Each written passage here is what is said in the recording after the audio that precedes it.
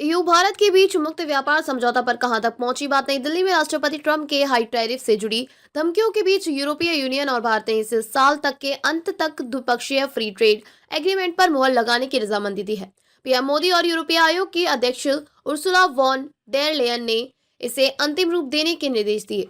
नई दिल्ली राष्ट्रपति ट्रंप के हाई टैरिफ से जुड़ी धमकियों के बीच यूरोपियन यूनियन और भारत के इस सहमति पर पहुंचे कि इस साल के आखिर तक द्विपक्षीय फ्री ट्रेड एग्रीमेंट पर मुहर लग जाने की कोशिश की जाएगी। यूरोपीय आयोग की अध्यक्ष उर्सुला वॉन डेर लेयन के साथ साझा प्रेस कॉन्फ्रेंस के दौरान पीएम मोदी ने कहा कि दोनों देशों ने अपने अधिकारियों को इस लेकर निर्देश दिए हैं कि वह उर्सुला डेर ने भी एक थिंक टैंक इवेंट में कहा कि दोनों पक्षों ने इसे आखिरी रूप देने पर विचार कर रहे हैं। यह दुनिया में अपनी तरह का सबसे बड़ा समझौता होगा। समझौते को लेकर दोनों पक्ष गंभीर। दोनों पक्षों और प्रतिनिधि स्तर की द्विपक्षीय बातचीत के बाद विशेष मंत्रालय के सचिव वेस्ट तन्मय लाल ने एक विशेष प्रेस वार्ता में कहा कि इसे लेकर द्विपक्षीय बातचीत बहुत गंभीर रवैये से हो रही है। दोनों नेताओं की ओर से राजनीतिक संदेश साफ है कि एग्रीमेंट अहम और इसे अमली जामा पहनाना जल्द से जल्द जरूरी है। इसे दौरान पीएम ने साझा संबोधन में इस दौरान अपने संबोधन में पीएम ने कॉलेज ऑफर कमिश्नर की भारत यात्रा को अभूतपूर्व करार दिया। इसके साथ ही उन्होंने कहा कि 2025 से आगे के समय के लिए भारत और ईयू साझेदारी का एक महत्वाकांक्षी रोड मैप बनाएंगे। पीएम ने कहा कि यह एक ऑर्गेनिक साझेदारी है, डिफेंस और सिक्योरिटी में भी करीबी। इसके साथ ही भारत ईयू भारत पश्चिम एशिया यूरोप आर्थिक गलियारे के लिए ठोस कदम उठाए जाने को लेकर भी सहमत हुए हैं। दोनों पक्ष डिफेंस और सिक्योरिटी के सेक्टर में भी और नजदीक आए हैं।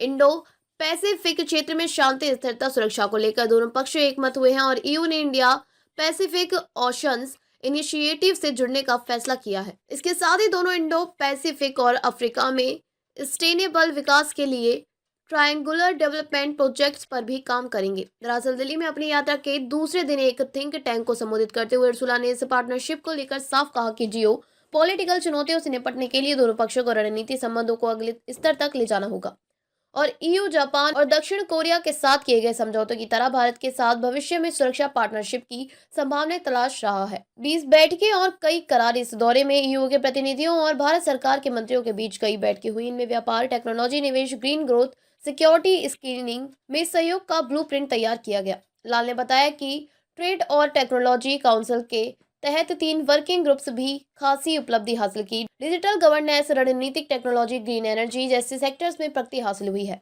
Semi conductor ecosystem, high performance community 6G GPI पर जोर दिया गया है। इसके तहत electric vehicle, green renewable hydrogen में सहयोग को लेकर आगे बढ़े हैं। इस दिशा में आगे बढ़ते हुए सेमीकंडक्टर इकोसिस्टम के एक करार को हरी झंडी दिखाई गई है। वहीं भारत 6G अलायंस और EU 6G स्मार्ट नेटवर्क के बीच भी एक करार पर हस्ताक्षर हुए हैं। सिक्योरिटी और डिफेंस, दोनों पक्षों ने भारतीय नेवी और EU मैरीटाइम सिक्योरिटी एंटिटीज के बीच साझा अभ्यास को लेकर संतोष जताया। EU ने PESCO परमानेंट स्ट्रक्चर को ऑपरेशन प्रोजेक्ट ज्वाइन करने के लिए भारत की रुचि का स्वागत किया। दोनों पक्षों ने काउंटर टेररिज्म और आतंकवाद फाइनेंसिंग के खिलाफ सहयोग और गहरा करने पर बल दिया है। इसके अलावा दीर्घकालिक वीजा स्कीम्स और मोबिलिटी और माइग्रेन के मैकेनिज्म की मजबूती पर बात हुई है। यूक्रेन और मिडल ईस्ट के हालत पर भी चर्चा। दोनों पक्षों ने यूक्रेन में ऐसी स्थायी शांति की वकालत की जो अंतर्राष्ट्रीय कानूनों और UN चार्टर के तहत अनुकूल हो। वहीं इजराइल और फिलिस्तीन के मसले पर 2 स्टेट सॉल्यूशन को साझे विजन को दोहराया।